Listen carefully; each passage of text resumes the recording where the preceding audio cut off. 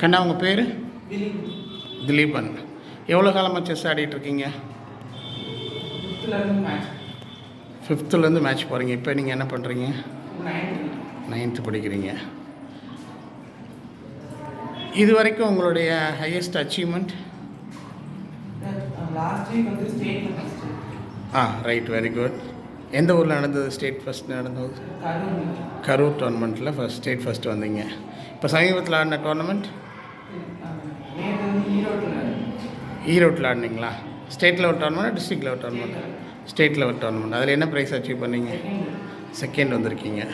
ரெண்டுக்கும் என்ன டிஃப்ரென்ஸ்? அந்த மேட்ச்சுக்கும் இந்த மேட்ச்சுக்கும் ஏதாவது டிஃப்ரென்ஸ் உங்களுக்கு தெரியுதா? ரெண்டும் போத்தா சேம் அப்படிங்கிறீங்க. இல்லை, அதில் ஃபஸ்ட்டு வந்திருக்கீங்க, இதில் செகண்ட் வந்திருக்கீங்க. ஒய், எதனால் அந்த மாதிரி?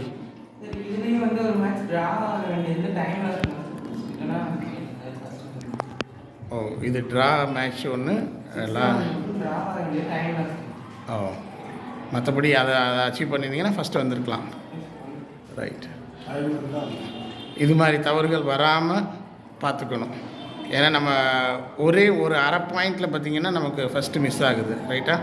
ஸோ ஒரு சின்ன தவறு நம்ம டைமிங்கை சரியாக ஃபாலோ பண்ணதுனால. ரைட்டா? ஏன்னா வின்னிங் பொசிஷனில் டைமிங்கில் போச்சு அப்படிங்கிறது ரொம்ப கஷ்டமான விஷயம். இனிமேல் அது வராமல் கொஞ்சம் தவிர்க்க பாருங்கள். ரைட்டா? ரைட்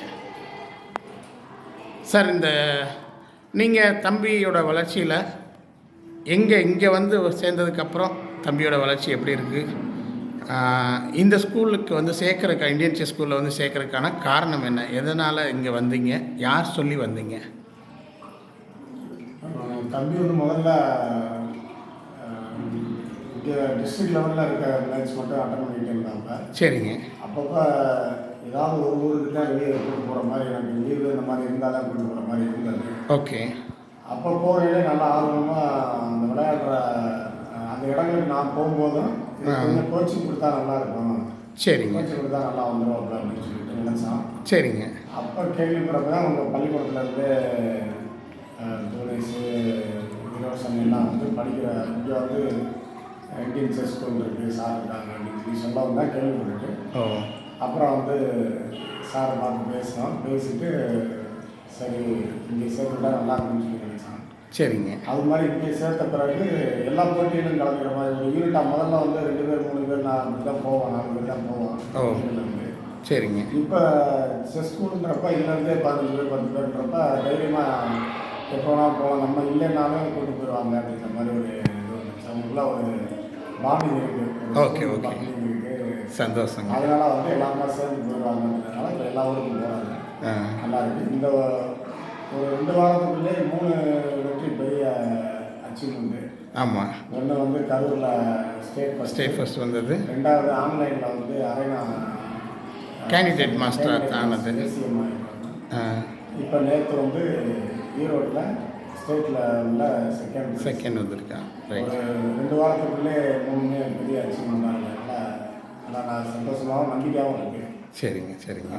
ஸ்கூலுடைய கைடன்ஸும் நீங்கள் தொடர்ந்து நீங்களே கூட்டு போகிறதுன்றது இன்னும் கொஞ்சம் கூடுதல் இதாக இருக்குது, நம்பிக்கை இருக்காது. சரிங்க. மேலே எல்லா போட்டியும் கலந்துக்கணும் அப்படின்றது. இனி நானும் கொஞ்சம் கூடுதலாக வரணும் அப்படின்ற மாதிரி என்ன தோணுது. ஏன்னா பெற்றோரோட சப்போர்ட்டுங்கிறது பயங்கரமான சப்போர்ட். நாங்கள் எதனா தான் கற்றுக் கொடுத்தாலும் பிள்ளைங்களோட நீங்கள் ஸ்டேட்டு டோர்னமெண்ட், நேஷ்னல் டோர்னமெண்ட் வரும்போது பிள்ளைகளுக்குரிய மனப்பக்குவங்கிறது இன்னும் கொஞ்சம் ஜாஸ்தியாக இருக்கும். நம்ம முடிச்சுட்டு வரணும், நல்லபடியாக வெற்றி அடைஞ்சு வரணும், அப்பா கூட இருக்காங்க, அம்மா கூட இருக்காங்க, சார் இருக்காங்க, அப்போ நம்ம நல்லா விளையாடணும் அப்படிங்கிற ஒரு எண்ணம் பிள்ளைங்களுக்கு உந்துதலாக இருக்கும். ஸோ இன்னும் நல்ல வெற்றிகளை அவங்க குவிப்பாங்க. திலீபன், உங்களோட அச்சீவ்மெண்ட்னால் நீங்கள் எதை எதிர்பார்க்குறீங்க? எந்த லெவலுக்கு வரணும் அப்படின்னு ஏதாவது ஒரு பிளான் இருக்கும் இல்லையா?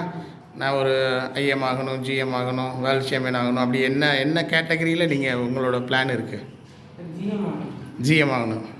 அது லைஃப் டைம் அச்சீவ்மெண்ட். எப்படியா நம்ம ஜிஎம் அப்படிங்கிற ஒரு பட்டத்தை நம்ம வாங்கணும். 12th முடிக்குள்ளே வாங்கினா அதுதான் கரெக்டு. ஸோ ஒரு கோல் ஃபிக்ஸ் பண்ணுறது பெரிய விஷயம் இல்லை. அந்த கோலை என்ன தேதிக்குள்ளே அடைவேன் அப்படிங்கிற ஒரு விஷயம் இருக்குது. அதை நீங்கள் அருமையாக சொன்னீங்க. நான் 12th படிக்கிறதுக்குள்ளே ஜிஎம் ஆகணும் அப்படின்னு சொல்லிட்டு எங்களுடைய இந்தியன் செஸ் ஸ்கூல் சார்பாக நன்றி தெரிவிச்சுக்கிறோம். இந்த மாதிரி ஒரு மோட்டிவேஷனாக இருக்கக்கூடிய ஒரு ஸ்டூடெண்ட் எங்களுக்கு கிடச்சிருக்கிறது ரொம்ப பெரிய விஷயம். கண்டிப்பாக உங்களை அச்சீவ் பண்ண வைக்கிறதுக்கு எங்களால் முடிஞ்ச அனைத்து வழியிலையும் உங்களுக்கு உதவி செய்வோம். சரியா கண்ணா? என்ன வேணும், எப்படி என்ன இருந்தால் எனக்கு கொஞ்சம் இன்னும் கொஞ்சம் நல்லாயிருக்கும், பெட்டராக இருக்குங்கிறத அழுத பிள்ளைக்கு தான் பால்னு சொல்லுவாங்க. நீங்கள் உங்களுக்கு எவ்வளோ தேவையை கேட்டால் அதை செய்கிறதுக்கு நாங்கள் தயாராக இருக்கோம். சரியா? இந்த ஓப்பனிங் எனக்கு வேணும், இந்த ஏரியா எனக்கு கவர் பண்ணணும், இந்த இடத்துல எனக்கு கொஞ்சம் கில்ட்டியாக ஃபீல் பண்ணுறேன், இது எவ்வளோ கிளாரிட்டி இல்லாமல் இருக்குது அப்படின்னு சொன்னால் அந்த இடத்த ரெக்கவர் பண்ணுறது எங்களோட ஒர்க்கு. சரியா? வேலை செய்ய எங்களை தூண்டணும். அதுக்கு நீங்கள் உங்களுக்கு தேவையை சொன்னீங்கன்னா தான் அதன் பிரகாரம் எங்களுக்கு அதை உங்களை ஃபுல்ஃபில் பண்ண வைக்கிறது தான் எங்களோட ஒர்க்கே. சரியா? ஸோ நல்லபடியாக அது நடக்கும். ஆமாம், நீங்கள் சொல்லுங்கள். தம்பியோட அச்சீவ்மெண்ட் இந்த அளவுக்கு இருக்குது. இதுக்கு உங்களுடைய ஒத்துழைப்பு எப்படி இருந்துச்சு? வீட்டில் அவன் பார்க்குறது எப்படி பார்க்குறான்? நீங்கள் அவனை எப்படி சப்போர்ட் பண்ணுறீங்க வீட்டில்? சரிங்க. ஓகே.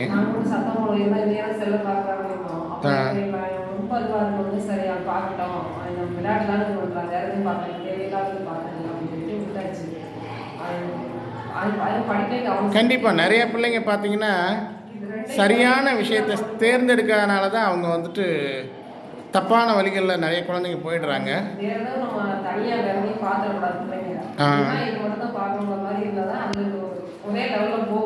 ஆமாம் ஆமாம் ஆமாம், கண்டிப்பாக. அதுக்கு வந்து பெற்றோராகிய நீங்கள் தான் உங்களுடைய முழு சிரத்தையும் தம்பி மேலே இருக்கிறனால தான் தம்பி இந்த அளவுக்கு வந்திருக்கான். நீங்கள் உங்கள் குழந்தைய நல்லபடியாக வளர்த்துருக்கீங்க. ரொம்ப அருமையான பையன். அகாடமியில் வந்து one of the best student. ரொம்ப அருமையான அவன் பிஹேவியர் வந்து ரொம்ப நல்லாயிருக்கும். அவனோட அதாவது ஒரு பொசிஷன் வைக்கிறோம், இதுக்கு ஆன்சர் சொல்லுங்கள் அப்படின்னு சொன்னால் நம்ம கரெக்டாக தான் சொல்லணும் அப்படின்னு ஃபுல்லாக தெளிவு பண்ணதுக்கு அப்புறம் தான் தம்பி வாயே திறப்பான். அது வரைக்கும் திறக்க மாட்டான். ஒவ்வொருத்தர் பார்த்திங்கன்னா வச்சு வைக்கிங்காட்டி இதுக்கு நான் ஆன்சர் பண்ணுறேன் வந்து தப்பான ஆன்சர்லாம் சொல்லுவாங்க. ஆனால் தம்பிகிட்ட வந்து அந்த மாதிரி வந்தது கிடையாது. எப்பயுமே அவர் என்ன பண்ணுவார்னா நல்லா பிளான் பண்ணி யோசித்து ஓகே இது கரெக்டு தான் அப்படின்னு தெரிஞ்சதுக்கப்புறம் தான் நோட்டை எடுத்துகிட்டு எங்கள் பக்கத்தில் வருவார். அது வரைக்கும் வரவே மாட்டார். ஸோ அந்த விஷயத்தில் தம்பியை ரொம்ப பிடிக்கும். வந்தாலுமே நம்ம என்ன கேள்வி கேட்டாலும் அதுக்கு ஆன்சர் அவர் கையில் இருக்கும். அந்த மாதிரி பிளான் பண்ணிட்டு தான் வருவான் தம்பி. அந்த விஷயத்தை பொறுத்த வரைக்கும் கண்டிப்பாக அவன் ஜிஎம்மாக வருவான். நமக்கும் எல்லாத்துக்குமே ஒரு பெருமை தேடி தருவான். அதில் எங்களுக்கு எல்லளவும் சந்தேகம் இல்லை. ஏன்னா அந்தளவுக்கு அவன் அருமையான டிவோட்டிவ். கண்டிப்பாக இருக்கிற நேரத்தை எப்படி பயன்படுத்தணும்னா எல்லோரும் பேசிகிட்டு இருப்பாங்க, ஆனால் அவன் வேலை பார்த்துட்டு இருப்பான். கரெக்டாக அவனோட ஒர்க்கு அவன் பாட்டில் பார்த்துட்டு இருப்பான். ஸோ தம்பி கண்டிப்பாக அந்த நிலவையை சீக்கிரம் அவங்களுக்கு அச்சீவ் பண்ணி காமிப்பான். அதுக்கு எங்களுடைய வாழ்த்துக்கள்.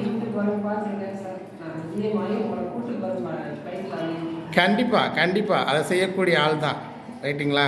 அதனால் தம்பியை போல் பிள்ளை பெற்றதுக்கு நீங்கள் ரொம்ப பெருமைப்படணும். ஏன்னா உண்மையாகவே அவன் அருமையான ஒரு கேரக்டர் உள்ள பையன். அவனால் யாருக்கும் டிஸ்டர்ப் ஆகாது. அவன் உண்டு, அவன் வேலை உண்டு, அவன் பாட்டில் பார்த்துட்டே இருப்பான். ஸோ தம்பி சீக்கிரம் அச்சீவ் பண்ணுவார். அதுக்கு நம்மளால் அதாவது பெற்றோர் சார்பாக நீங்களும் ஆசிரியருங்கிற முறையில் நானும் சேர்ந்து சப்போர்ட் பண்ணி குழந்தைய நல்லபடியாக ஒரு நல்ல பொசிஷனுக்கு கொண்டு வந்துடுவோம். அந்த நம்பிக்கை எங்களுக்கு இருக்குது. மென்மேலும் பிள்ளைய வளர்கிறதுக்கு நீங்கள் கொஞ்சம் உந்துதலாக இருங்க. அவருக்கு டைம் கிடைக்கல அப்படின்னு சொன்னார்னா அவர் எந்த மாதிரி டயத்தை அவருக்கு ஒதுக்கி கொடுக்கணும். படிக்காமல் ஒரு சில நேரங்கள் பார்த்தா நாளைக்கு எக்ஸாம் இருக்கும், இதையும் பார்க்க வேண்டியிருக்கும், அதையும் பார்க்க வேண்டியிருக்கும். ஏன்னா எக்ஸாம் முடிஞ்சு அடுத்த நாள் டோர்னமெண்ட் அப்படின்ற மாதிரி சுச்சுவேஷன்லாம் வருது. நம்ம அதை அதிகமாக மீட் பண்ணுறோம்.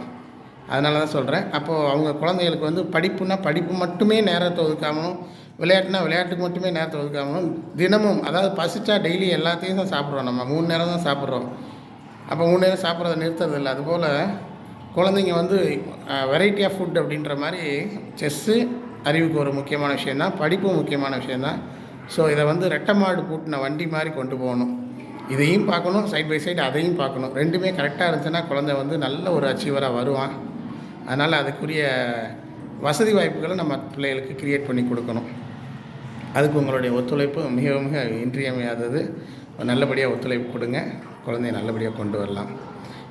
உங்களுக்கு இந்த அகாடமியை பொறுத்த இந்தியன் செஸ் ஸ்கூல் அப்படின்னு சொன்னால் உங்களுக்கு என்ன உங்களுக்கு மீனிங்கில் வருது? இல்லை அதாவது ஒரு பயிற்சி மையம் கோச்சிங்கிறது எல்லா துறையிலையுமே எல்லா படிப்புக்கும் இருக்குது. அவங்க வந்து அது வெறுமனே வணிக நோக்கத்தில் மட்டும் பார்ப்பாங்க. நீங்கள் வந்து ஒரு உணர்வுபூர்வமாகவும் உள்ளார்ந்து ஒரு இதோட இருக்கிறீங்க. அது நீங்கள் ஆரம்பித்த யூடியூப் சேனல் தமிழர் சதுரங்கம்னு சொல்லி ஆரம்பித்த யூடியூப் சேனல் அந்த இதில் நீங்கள் சொல்லும்போதே நிறைய சொல்லுவீங்க. இந்த விளையாட்டே தமிழர்களுக்கான விளையாட்டு. நான் வந்து ஒரு பெரியரிஸ்ட்டு. அப்போ நிறைய கலைகள் வந்து தமிழ்நாட்டில் இருந்து தான் போயிருக்கு, நிறைய பறவை போயிருக்கு. அப்புறமா அது வந்து வேறு மாறி எங்களுடைய கலைன்ற மாதிரி மாறி போயிருக்கு. உருவே மாறிடுது. வெளிநாட்டுக்கு போனதுக்கப்புறம் நம்ம கலை அவங்க கலையாக மாறிடுது. உண்மைதான் உண்மைதான். வந்து எப்படி தமிழருடைய விளையாட்டு அப்படின்றத விளக்குற மாதிரியான காணொலியெல்லாம் நீங்கள் போட்டிருந்தீங்க, நல்லா இருந்தது.